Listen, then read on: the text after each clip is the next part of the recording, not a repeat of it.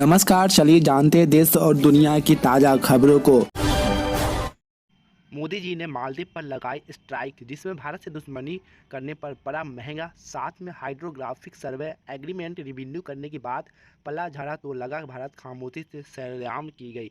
गांजा पट्टी में मरने वालों की संख्या बढ़कर 31,341 हुई। फिलीपींस मंत्रालय ने इस पर लेकर रिपोर्ट के सामने 14 मार्च को की गई रिपोर्ट।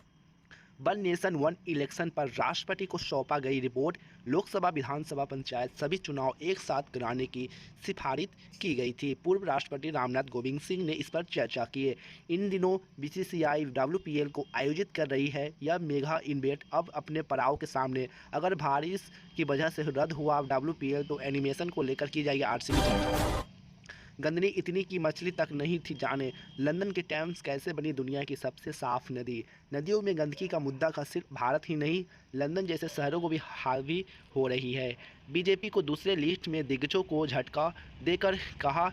बीजेपी में बुधवार को लोकसभा चुनाव के लिए 72 उम्मीदवार की दूसरी लिस्ट जारी की जाएगी, जिसको लेकर झटका का बात सामने आया।